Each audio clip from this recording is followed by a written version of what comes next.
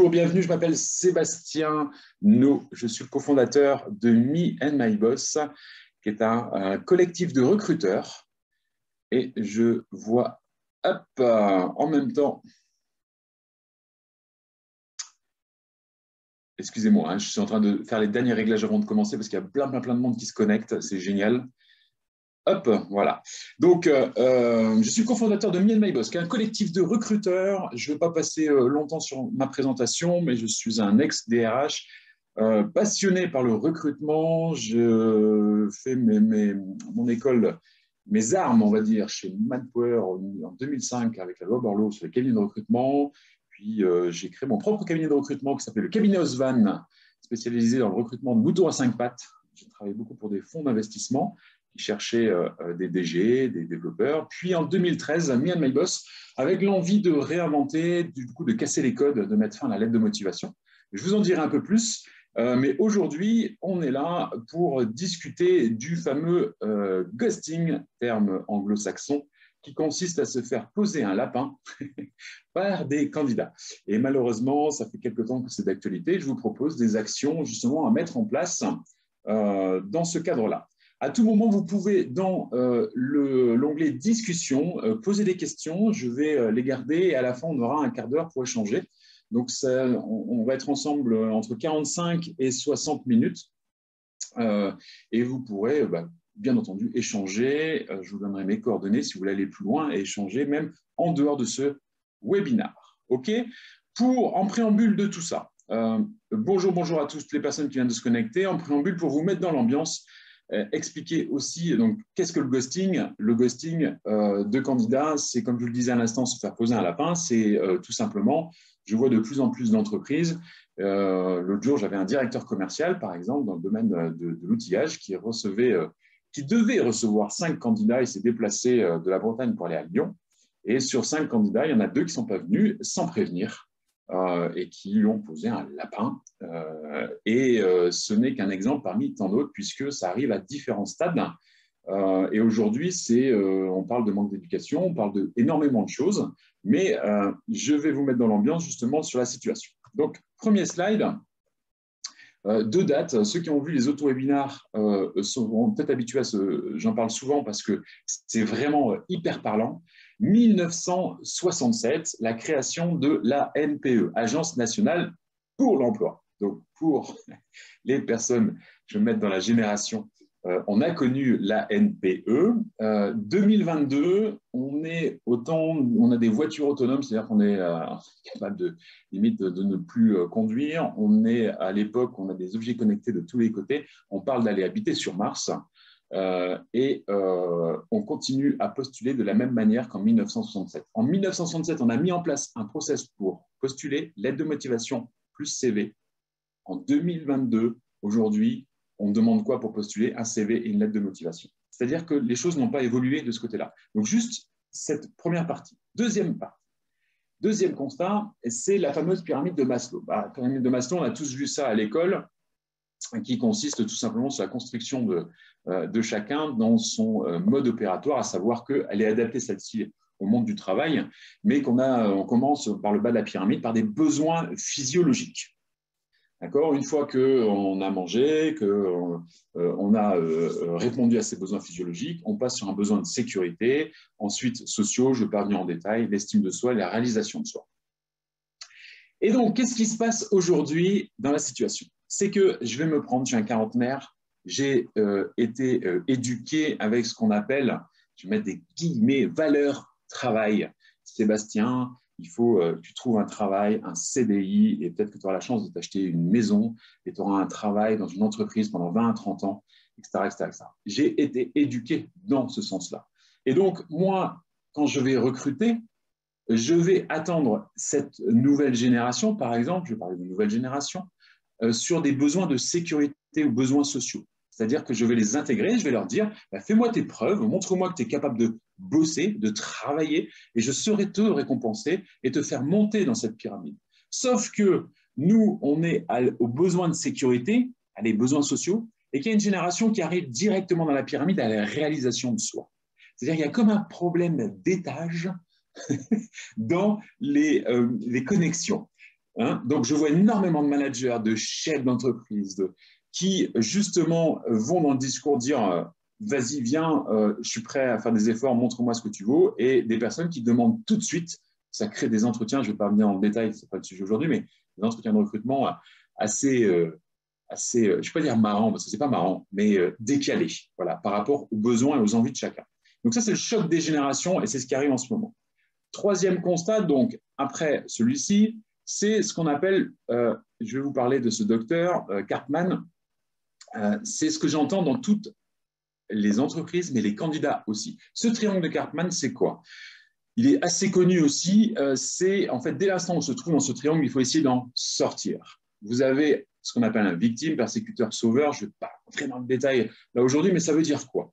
Ça veut dire qu'à un moment donné, une entreprise va se mettre, par exemple, se fait ghoster, je vais toujours utiliser le terme aujourd'hui, sur des entretiens de recrutement, et elle va se mettre en victime. Elle va dire, oui, bah, c'est la faute, cette nouvelle génération, ils ne respectent rien, ils n'ont pas envie de bosser, ils ont trop la flemme, etc., etc. C'est des choses que je peux entendre et que je peux comprendre. Mais du coup, on se met en forme de victimisation. À l'inverse, le candidat qui, à un moment donné, va sur un entretien, un deuxième, un troisième, et il n'a toujours pas de réponse, ou n'a pas eu sa réponse négative, il ne sait pas pourquoi, hein, lui aussi va se mettre en victimisation. D'accord? Et on peut passer de victime à persécuteur. Persécuteur, c'est celui qui, la victime va dire, le candidat, c'est un persécuteur, et maintenant les candidats, ils font ce qu'ils veulent, ils font n'importe quoi, il n'y a pas d'engagement, il n'y a pas de ci, il n'y a pas de ça. Le sauveur, je ne vais pas trop en parler aujourd'hui, mais c'est la personne qui a tendance à venir aider sans qu'on lui demande ou à proposer des solutions. Mais pourquoi je vous montre ce triangle-là? Parce que c'est le discours ambiant que l'on peut avoir autant au côté candidat que côté entreprise. Il n'y a pas de chaque côté, il y a des entreprises qui se comportent très bien et d'autres moins bien, comme il y a des candidats qui se comportent bien et candidats qui se comportent moins bien. Mais à chaque fois, le réflexe, dès l'instant où on se victimise, qu'on passe dans ce triangle en mode persécuteur ou qu'on veut faire le sauveur, eh bien, il faut sortir et s'interroger sur le pourquoi les personnes réagissent comme ça. Ce n'est pas facile, c'est extrêmement compliqué. Mais ça, c'est un triangle qu'on peut retrouver aussi dans la vie perso. Et donc, je le mets ici parce que c'est ce qu'on retrouve dans le discours aujourd'hui dans le monde du travail, dans le monde de l'emploi. Voilà. Une fois ces trois constats faits, ce que je vous propose, c'est de parler du premier point qui amène pas mal de ghosting justement sur les entretiens de recrutement. La réactivité, la notion de temporalité. J'insiste là-dessus. Pourquoi?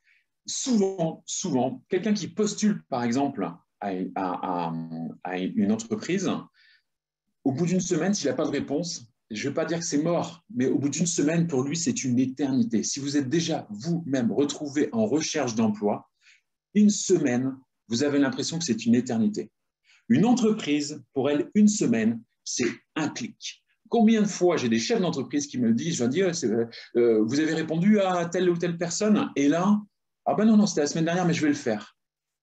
Une semaine pour une entreprise, c'est 1 heure, si je devais comparer. Une semaine pour un candidat, c'est limite le double. Et donc, il y a cette notion de temporalité qui est complètement différente. Petite anecdote aussi, je vais souvent parler de la nouvelle génération parce qu'on a tendance à incriminer sur le ghosting, le fait de poser des lapins, que ce soit uniquement la nouvelle génération. Mais je vais vous prendre un exemple sur cette notion de temporalité. Aujourd'hui, par exemple, il y a peu de temps, j'ai assisté à un entretien de recrutement où j'avais un manager qui disait à un candidat, écoutez, si vous faites ci, si vous faites ça, si vous faites ça, d'ici 2-3 ans, vous pourrez être manager et vous pourrez gérer une équipe. Dans la tête de cette personne nouvelle génération, 3 ans, c'est énormissime. C'est même pas la peine d'y penser. 3 ans, c'est 3 ans.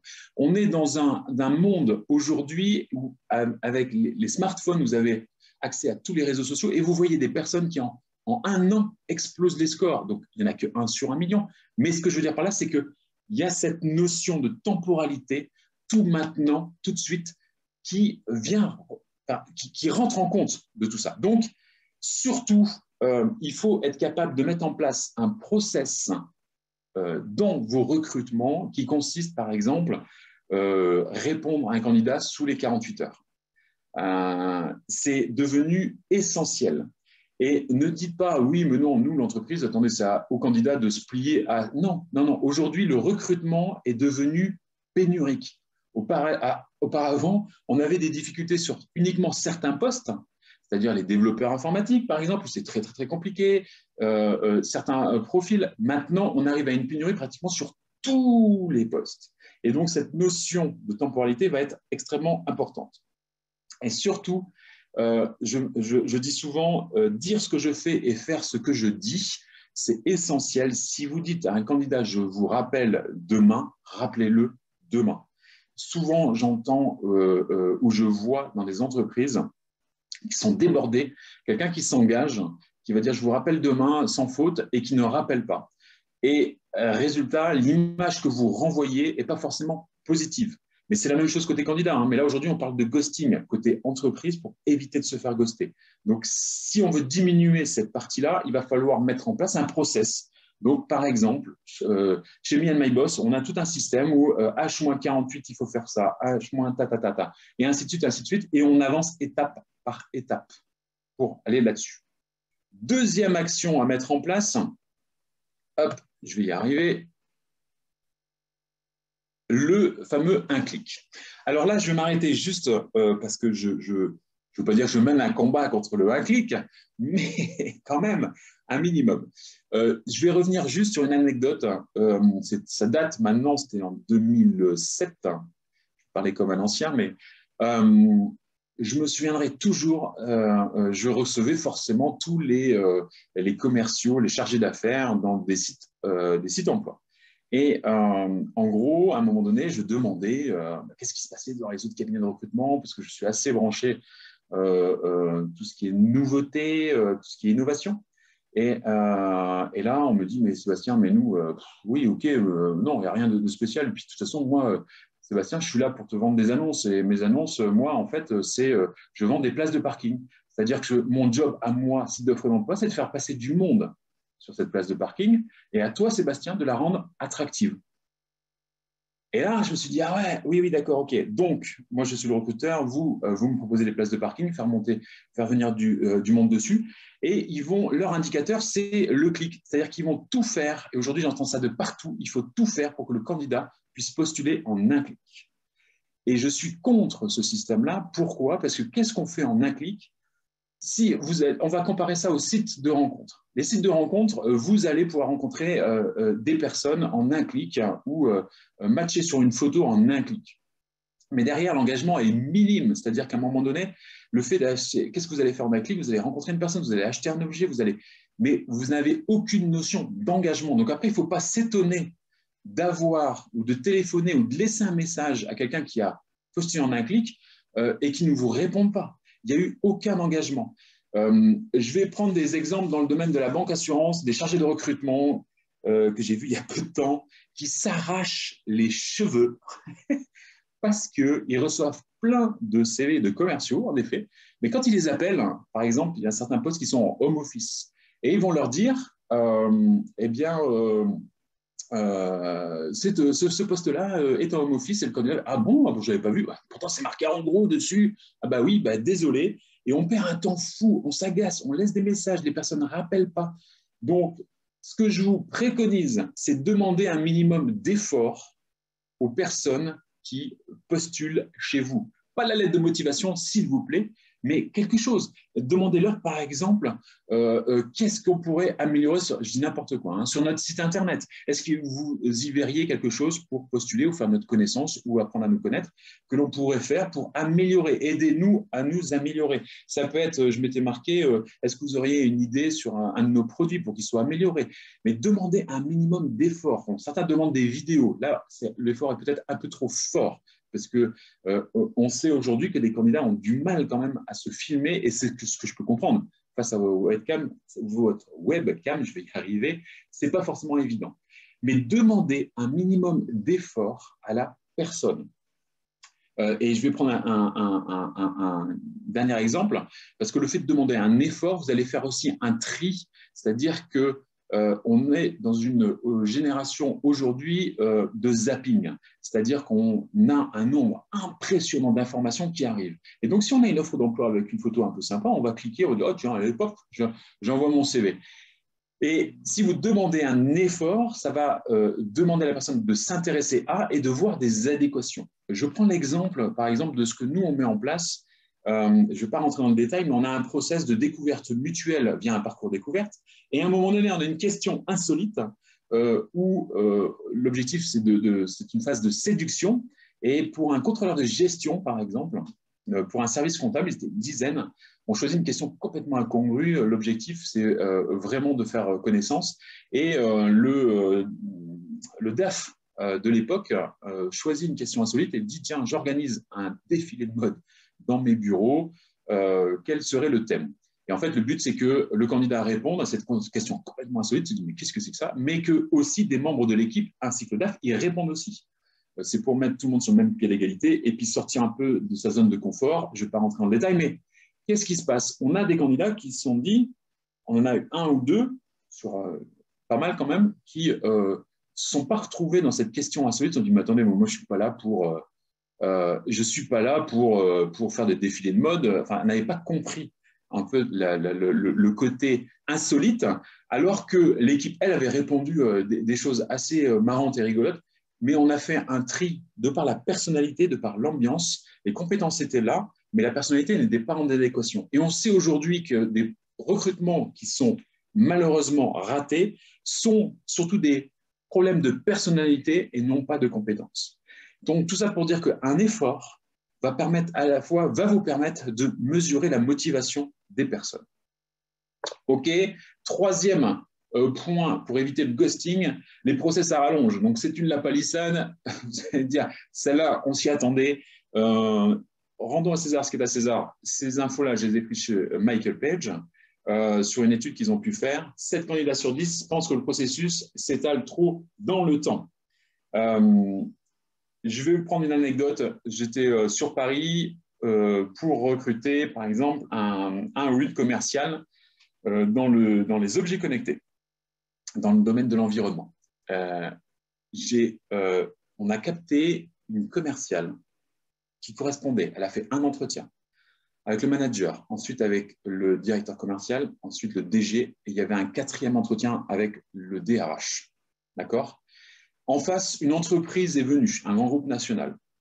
La personne a fait un seul entretien. À la fin de l'entretien, ils lui ont proposé un contrat qui était signé et c'était à elle de réfléchir pendant le week-end pour justement voir si elle était intéressée ou pas. 4 entretiens d'un côté, on était à 1 mois et demi de process. Un entretien, ils ont proposé un contrat tout de suite. C'est ce qu'on appelle la guerre des talents. Alors, je vois, oui, des questions. Marion qui me dit, c'est quoi la bonne quantité d'entretien? Alors, il y a je dirais 2, ça serait dans l'idéal, ça serait 2. 1, c'est un peu court, c'est prendre des risques. Si on a bien respecté tout le process de recrutement de A à Z et qu'on se dépêche, parce qu'après les entretiens, il faut quand même faire les prises de référence, et c'est essentiel pour aller au bout de la démarche. 2 entretiens, c'est vraiment déjà, enfin, ça serait l'idéal. Après, dès lors que vous allez à 3 à 4 et que ça traîne en longueur, parce qu'il faut arriver à faire coïncider les agendas de chacun, c'est à chaque fois la galère. Et à côté de ça, il y a des entreprises qui prennent des risques et qui y vont franchement. Un candidat sur 3 déclare avoir déjà renoncé à un poste à cause de la longueur du recrutement. Donc, si vous allez regarder outre-Atlantique, ils sont à l'inverse de nous, mais attention, ils peuvent embaucher comme débaucher aussi rapidement. Eux, ils font une phase de séduction, c'est-à-dire, par exemple, dans la Silicon Valley, j'avais la chance de faire une Learning Expedition là-bas chez LinkedIn et Facebook, Google et toute la clique. Et en fait, je me suis aperçu que là-bas, eux, ils font tout pour séduire. Ils vérifient les compétences à travers des tests techniques. Une fois que les compétences sont là, ils intègrent. Toute l'équipe est au courant, c'est-à-dire toute l'équipe a participé ou a eu le dossier du candidat. Et en fait, l'entretien se passe pendant la période d'essai. C'est-à-dire qu'ils ont tout un check-up des personnes de leur préférence. Et à l'entretien, ils vont lui dire, par exemple, et véridique, ils vont lui dire, chez vous, vous avez une télé de quelle grandeur? Ah ben, chez nous, elle est plus grande. Vous pouvez venir avec votre linge. On a un prestataire qui va laver votre linge. Qu'est-ce que vous aimez manger? Eh bien, on a des food trucks de tous les, etc., etc. L'objectif, c'est que la personne se sente mieux dans l'entreprise que chez elle. Donc, on est dans l'extrême. Je ne dis pas que c'est ce qu'il faut qu'on fasse, mais c'est juste pour vous montrer, pour ceux qui ne connaissent pas, ce qui se passe outre-Atlantique. Et donc, eux, qu'est-ce qui se passe? C'est pendant la période d'essai qu'ils vont être capables de juger la personne. Donc, c'est comment on réduit ce temps, justement, parce que la notion de temporalité du candidat est compliquée. Alors, je regarde mes notes. Oui, donc devoir prendre des risques, et c'est à vous de mettre en place un process de recrutement et d'inclure toutes les équipes, d'expliquer aux équipes, parce que souvent, j'ai par exemple un DRH ou une DRH ou un chargé de recrutement qui va mettre en place un process, et puis les managers, ça ne devient pas prioritaire. C'est « Ah oui, non, mais là, je n'ai pas le temps, ben, je repousse, ou j'ai pas ci, ou j'ai pas ça, ou on va trouver des candidats. » Et ils mettent 15 jours à voir les candidats. Pour tous les chargés de recrutement ou les RH qui ont la pression des managers, et quand vous avez trouvé des candidats ou un candidat et qu'on met une semaine ou 15 jours à le rencontrer, mais au moment de le rencontrer, ben, il est parti ailleurs. C'est de la frustration à l'état pur. Et en tant que recruteur, on gère énormément de frustration. Donc, inclure toute l'équipe et faire prendre conscience qu'aujourd'hui, le recrutement, ça devient pénurique. Vous allez à Montréal, pour recruter à Montréal, il faut débaucher les personnes. Il faut aller les chercher. Les offres d'emploi, c'est limite de la communication. On arrive il y a des zones de France, en Vendée, il y a un taux de chômage à 3,4%. Enfin, il y a des endroits, donc le recrutement est devenu plus que stratégique. Et on n'a pas été habitué à investir beaucoup de finances et de budget là-dessus, donc ça en fait partie. Je continue, hop. J'arrive. Transparence des informations. Ça aussi, on n'est pas forcément habitué en France. Quand je dis transparence des informations, c'est-à-dire dès l'instant, dès le premier contact, vous allez faire un entretien téléphonique, vous connaissez, vous, les forces du poste, et inversement, je ne veux pas parler des faiblesses, mais les axes d'amélioration, ce qui risque de créer un clash avec un candidat qui vient. On a une problématique, je vais parler par exemple, et j'en suis, des cabinets de recrutement, il y a, comme dans tout secteur d'activité, il y a des bonnes et des mauvaises pratiques. Et il y a beaucoup de cabinets de recrutement, certains qui vont, par exemple, ça vient du côté anglo-saxon, travailler au succès, c'est-à-dire qu'ils vont facturer l'entreprise uniquement si le candidat est recruté. Et donc, certains sont plus limite des commerciaux que des recruteurs et vont tendance à survendre le poste au candidat et à travailler aussi l'entreprise de son côté en disant « mais si, je vous assure, c'est le bon candidat, c'est le bon candidat ». Et quand le candidat arrive en entretien, forcément, dans l'entreprise, il fait des découvertes qui ne sont pas forcément positives. Et donc, on arrive à un système de ghosting, mais cette fois-ci, après, c'est-à-dire que la personne va faire le premier jour, le deuxième jour, et ne vient plus après. Et pour ceux qui ne me croient pas, c'est un phénomène qui devient de plus en plus assez hallucinant. Vous avez des personnes qui viennent le premier jour, le deuxième jour et ne viennent plus après. Même des cadres et des cadres sup. J'ai vu à Caen un DG. Enfin, je veux dire, ça touche toutes les strates, que ça soit du cadre sup. Et donc, ça veut dire qu'à un moment donné, il faut être hyper clair sur le poste. On est entre adultes, je dis souvent ça. Donc, on peut se dire les choses. Et donc, à l'entretien de recrutement, on va vérifier, normalement, on a fait une fiche de poste avant, on va vérifier les critères d'adéquation. Est-ce que, je dis n'importe quoi pour un développeur, vous êtes Java, vous avez dit que vous êtes un commercial, est-ce que vous maîtrisez ça, vous utilisez quel CRM, est-ce que vous parlez anglais? Les critères qui sont obligatoires. Et après, on va demander ce que la personne comprend du poste et on va détailler vraiment en toute transparence, voilà, sur ce poste-là, il va falloir ça. Il n'y aura pas de management. Souvent, on a des personnes qui viennent qui disent « je veux rentrer chez vous parce que je veux manager, mais le poste, il n'y a pas de management ». Ne mentez pas en disant oui, si vous travaillez bien, peut-être que… » Non, il faut être hyper clair. Plus vous serez clair et plus ça sera fluide par la suite. Parce que derrière, vous allez laisser des messages à la personne, essayer de la rappeler et d'un seul coup, plus de son, plus d'image. Parce que soit elle aura trouvé autre chose et elle n'aura même pas pris le temps de vous prévenir, soit elle n'osera pas vous prendre au téléphone, soit etc. Donc, ça veut dire quoi? Ça veut dire que quand vous allez décrire le poste, au préalable, je vous conseille, on a un job description Canvas, vous avez peut-être vu sur les autres webinars, où en fait, on met la personne au centre et on va regarder avec qui elle est en connexion en termes dans son environnement de travail. Est-ce que la personne va être en connexion, je dis n'importe quoi, avec le DG, le PDG, le service comptable, administratif, les clients, les commerciaux, etc., etc. Et donc, à partir de là, on va regarder la personnalité générale de toutes ces personnes avec qui elle est en connexion et en tirer une personnalité. C'est-à-dire que cette personne-là va lui dire, ben voilà, si vous avez, par exemple, un directeur général qui est assez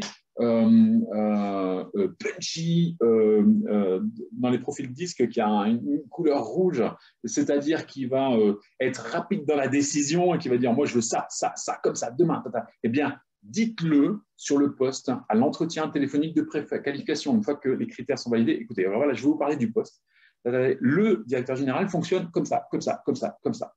Est-ce que c'est quelque chose qui est quelque chose qui vous parle, vous avez déjà vécu ça, etc., etc. Mais dites les choses. Il n'y a rien de pire qu'une personne qui arrive dans un poste et qui découvre que.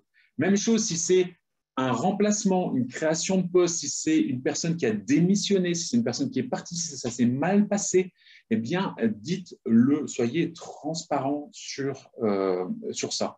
Parce que la personne arrive et elle découvre ça après, waouh! Là, vous risquez aussi d'avoir des lapins et ne pas comprendre parce que vous serez avancé dans le processus de recrutement et d'un seul coup, plus de son, plus d'image. Et donc, n'hésitez pas à aller dessus. Autre, hop là, je vais aller trop vite. Les règles du jeu.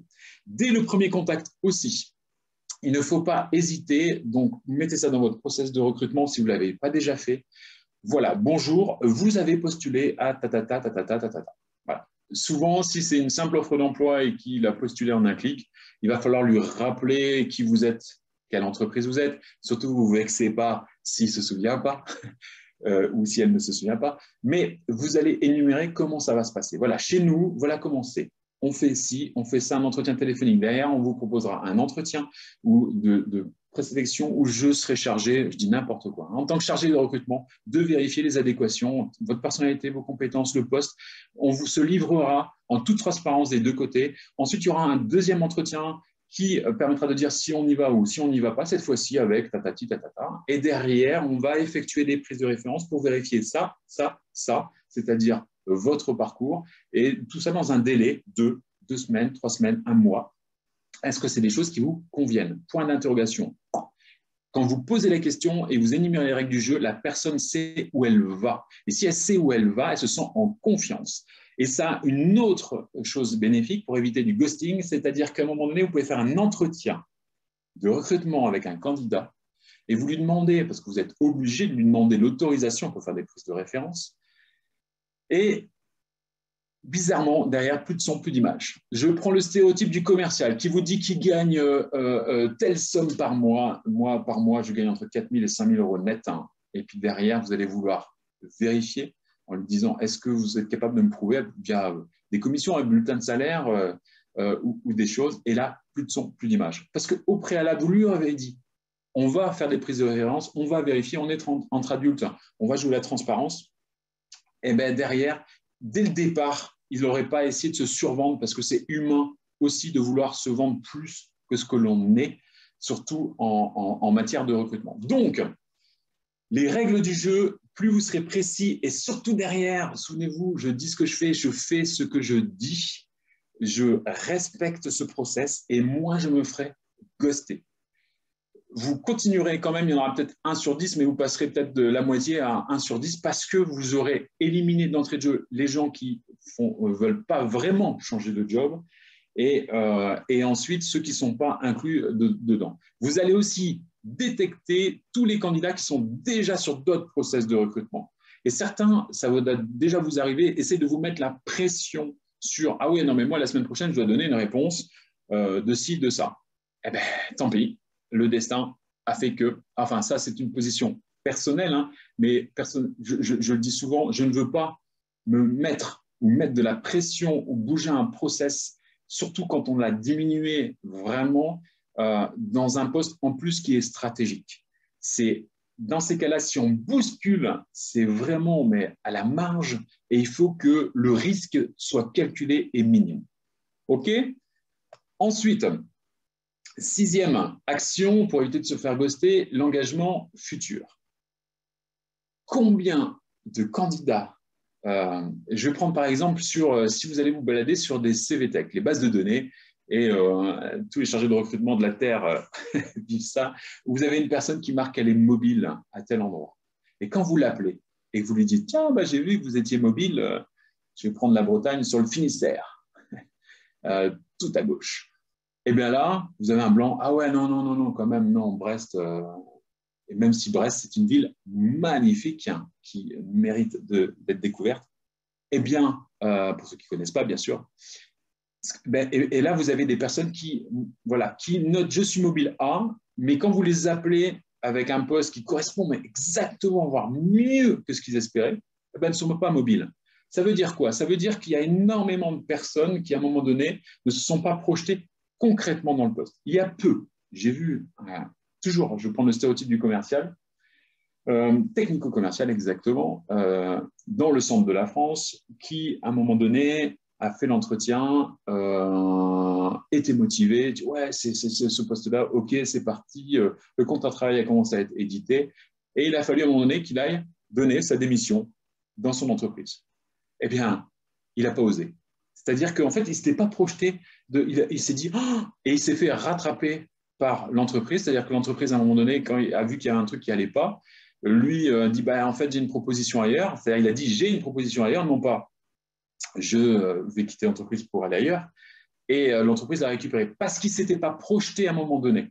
Donc, posez des questions, pareil dans votre process de recrutement, de checker cette partie-là. Est-ce que la personne est prête à changer? Ça veut dire quoi? Je vérifie en disant la phrase suivante. Si demain, on vous propose un poste avec tant de rémunération, avec telle mission, à tel endroit, et qu'il faut découcher 3 nuits par semaine, je prends toujours les commerciaux, est-ce que vous êtes prêt à franchir le pas et vous rentrez dans le concret, à aller derrière donner votre démission à une entreprise, à votre entreprise, et là, la personne vous dit oui, non. Et derrière, qu'est-ce qui pourrait faire que vous avez toutes les conditions et que vous n'alliez pas plus loin? Et là, vous allez déceler aussi des choses qui peuvent être des zones de danger. Il se peut que sur un week-end, vous avez fait une proposition, ça match, et il y a une tierce personne qui peut être la famille, des amis ou autre, très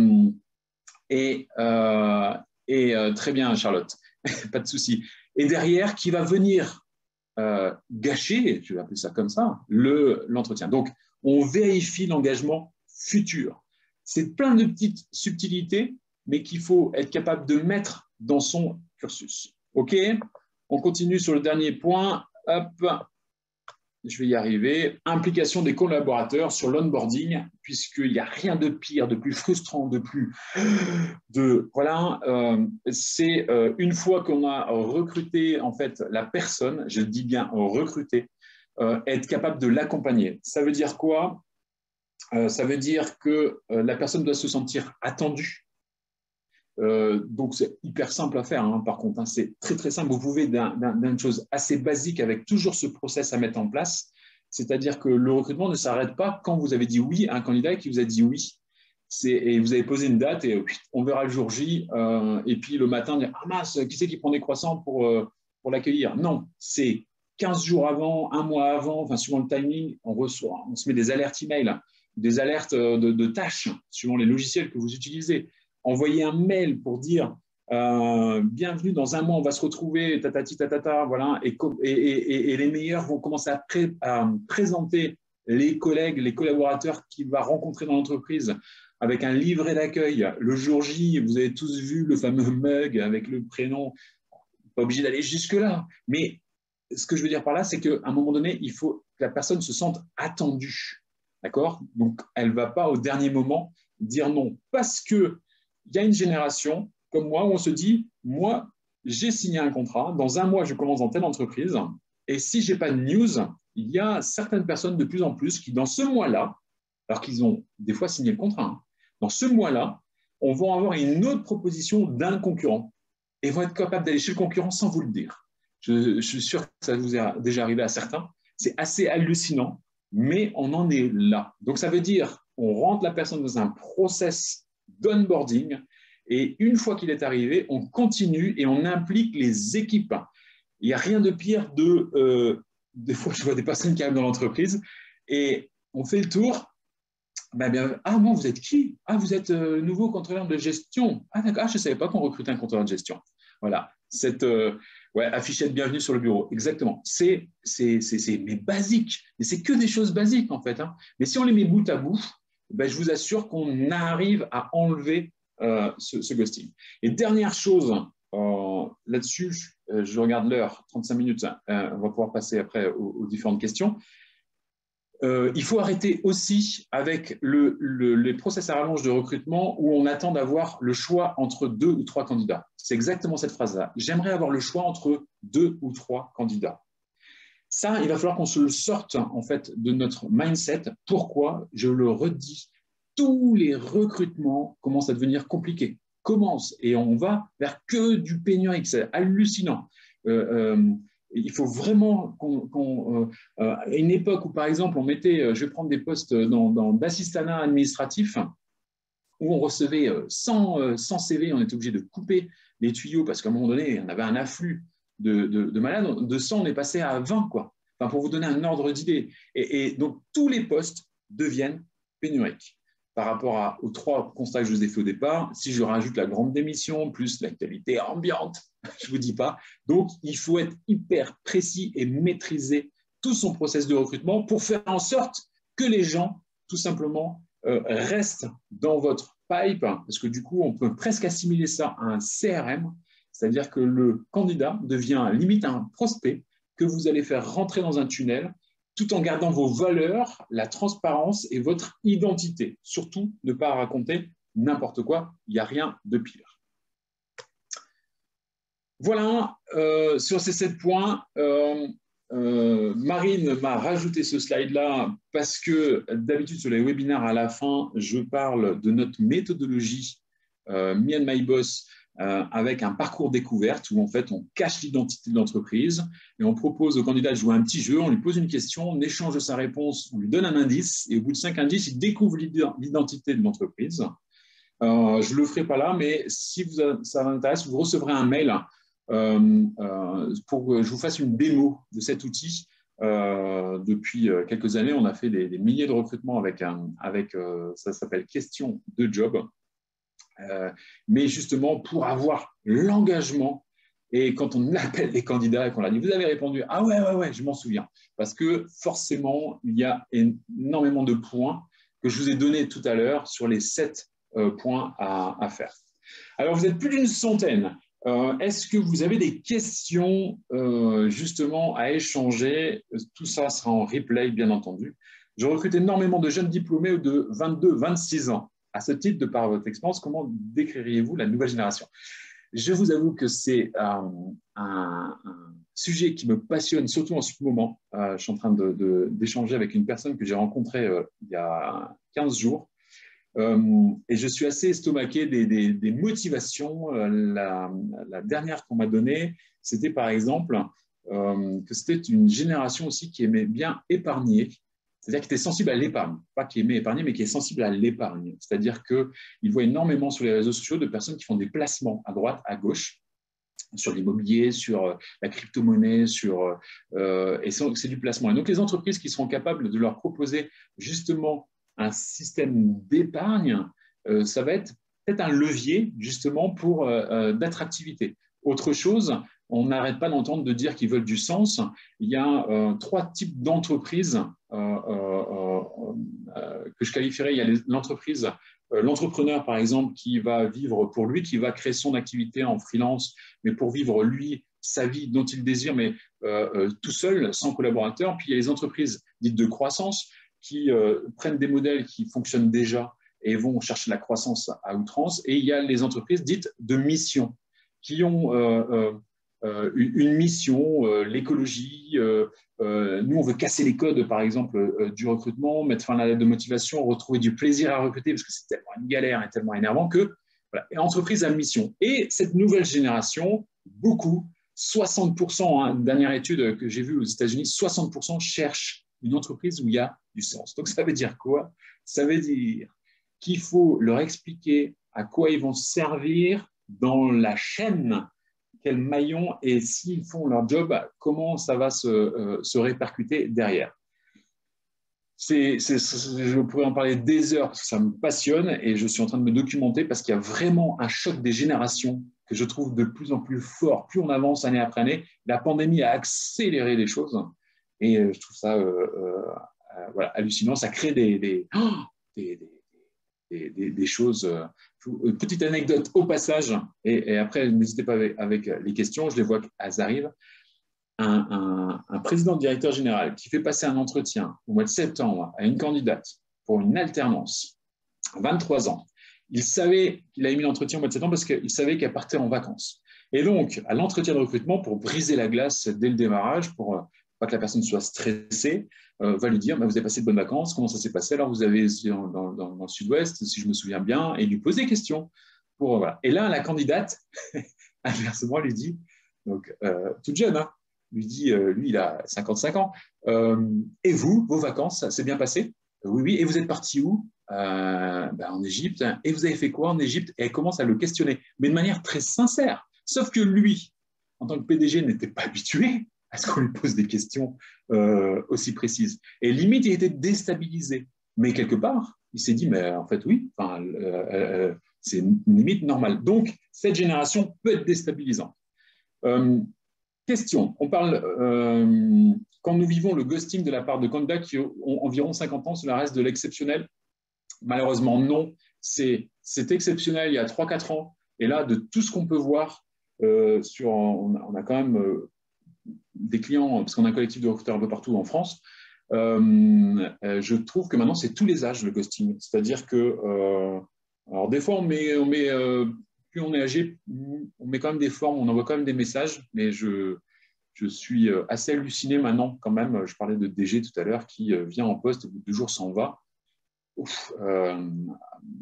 Beaucoup de personnes vont dire et où est l'engagement, les valeurs voilà, l'idée de partir d'une entreprise en étant bien. Enfin, j'étais éduqué là-dessus. Des idées pour un onboarding réussi. Je continue dans les questions. Des idées, en fait, il y a des logiciels, j'ai aucune action chez aucun, mais vous tapez logiciel d'onboarding, déjà, la base même, c'est se mettre des tâches pour se rappeler d'eux. Ensuite, vous pouvez avoir un onboarding réussi, c'est toujours pareil, c'est quand on s'intéresse à autrui, à moi. Si on s'intéresse à moi en tant que nouveau, si on enlève la pression, on parle de nouvelle génération, le problème qu'ils ont, par exemple, quand ils arrivent en entreprise, ils n'ont pas les codes. Il y a des questions qui sont complètement hallucinantes à 24 ou 25 ans où on va dire est-ce que j'ai le droit de me lever pour aller aux toilettes? Je parle vrai. Hein, est-ce que je dis chef, je dis monsieur ou je l'appelle par le prénom? Est-ce qu'on se tutoie ou on se vous voit? Des questions qui sont pour nous tellement, mais qu'il faut les désacraliser dès le départ. Donc certains font carrément une feuille en expliquant quand tu vas venir dans l'entreprise, chez nous c'est le vouvoiement, c'est tout le temps expliquer comment ça se passe. À tout moment, tu peux poser il n'y a pas de questions bêtes, etc. etc., etc.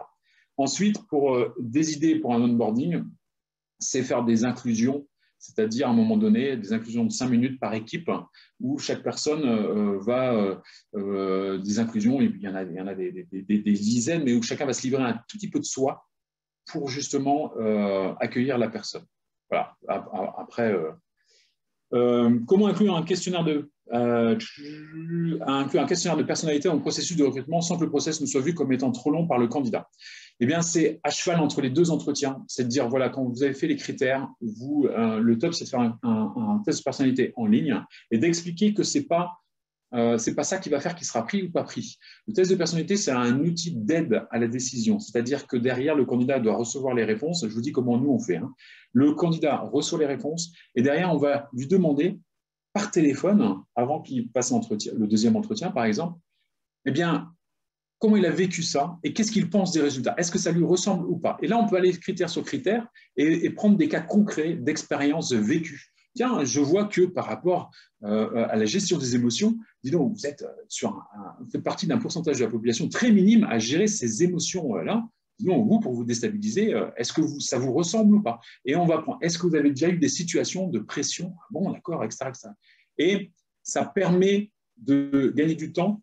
Et après, quand il vient sur l'entretien final, de marquer justement, attention, si cette personne-là, je veux la manager, il va falloir que je sois comme ça, comme ça, comme ça. Si c'est quelqu'un, par exemple, qui n'aime pas se retrouver tout seul, eh bien, si je veux le manager, il ne faut pas que je le mette tout seul. Il faut que je le mette dans un open space, etc., etc., etc. Une question que j'aime poser en fin d'entretien en tant que candidat, qu'est-ce qui fait que vous avez rejoint cette entreprise? Êtes-vous satisfait? Tout à fait, Anne. C'est excellent et les entreprises ne sont pas habituées à ce genre de questions. Comment réussir un onboarding pour un cabinet de conseil et qu'on ne maîtrise pas complètement l'accueil chez le client? Anne, ça c'est la grosse frustration des cabinets, des recruteurs et tout ça, c'est quand on a trouvé le candidat en adéquation totale. Et là, on a un manager qui arrive dans l'entreprise et on ne sait pas d'où, on ne le maîtrise pas, on ne l'a pas vu, et qui n'accueille pas ou mal ou pas bien, ou d'un seul coup a décidé que, je dis encore n'importe quoi, a attribué un véhicule, par exemple, à un commercial qui était à 2 places alors qu'il s'était prévu une voiture de fonction.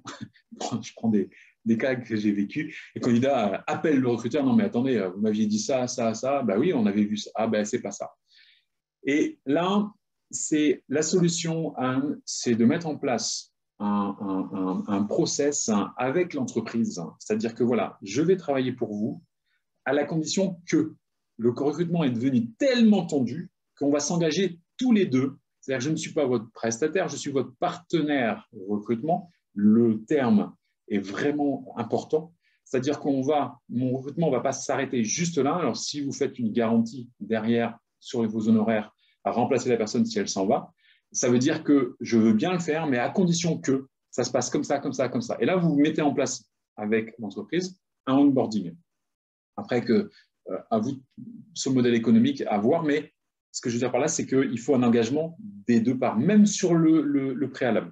Parce que des fois, on va trouver des candidats et en face, on met du temps à les rencontrer. Comment réussir un onboarding en 100% télétravail? C'est la nouvelle donne du marché.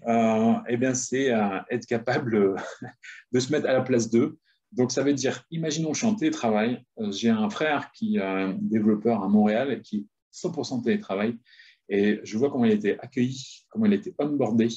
Il a reçu carrément une lettre avec, voilà, vous allez recevoir d'ici une semaine un bureau, un ordinateur. Il pouvait choisir, en fait, il y avait un cadre et il y avait 10% en fait, de ce qu'il allait recevoir qui pouvait choisir la couleur et il avait un petit budget en plus de 200-300 € pour s'acheter des choses qu'il pouvait commander sur tel site pour justement son poste de travail. Et il avait une visio par jour, mais de 30 minutes en mode café avec certains collaborateurs pour faire connaissance justement avec à J-15, J-14, pour le mettre déjà dans l'ambiance et enlever tout stress possible là-dessus. Donc ça, c'est limite à inventer. Parce qu'on y va à fond. Il y a un bouquin qui existe depuis des années qui s'appelle Rework, R-E-W-O-R-K. Allez le lire, il est phénoménal là-dessus. Dans une logique de chasse de profil, comment fait-on pour être impactant auprès de profils contactés, notamment sur les réseaux pro? Eh bien, déjà, c'est de s'intéresser à eux, parce qu'ils sont démarchés généralement, surtout sur les profils très pénuriques.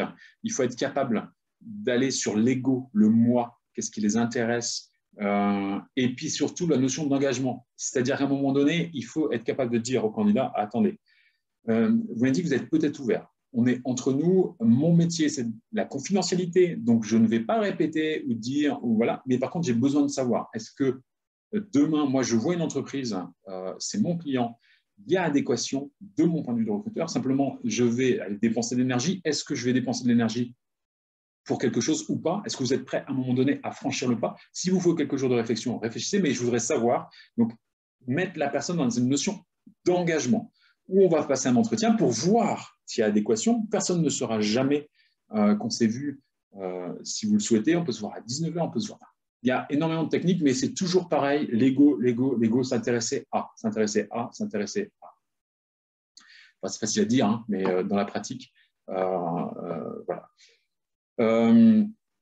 Je souhaite une bonne journée aux personnes qui se déconnectent et qui partent. Tout ça sera dispo en replay. Et ceux qui veulent une démo jeudi matin et qui sont disponibles, bien entendu, pourront venir. Ce sera avec grand plaisir que je vous partagerai mon écran et vous montrerai comment on fait pour capter des candidats avec notre méthode de recruteur masqué quelque part, c'est un peu ça, chez Me and My Boss. Merci à vous pour vos questions, pour être resté tout ce temps.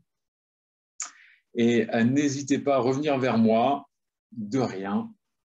J'interviens aussi sur quelques conférences. La prochaine, c'est devant des industriels à Fougères. Nous avons aussi les brainstormers du recrutement en Tour de France, où on organise en fait, la première sera à Rennes, où on va faire venir tout le monde des cabinets RH. Il n'y a pas de concurrence, c'est réfléchir au recrutement demain. Tous ensemble à travers un atelier d'une demi-journée. Donc on commence à Rennes, on va aller un peu partout en France.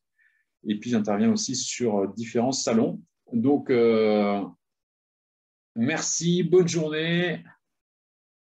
Je vois que tout le monde se déconnecte tout doucement.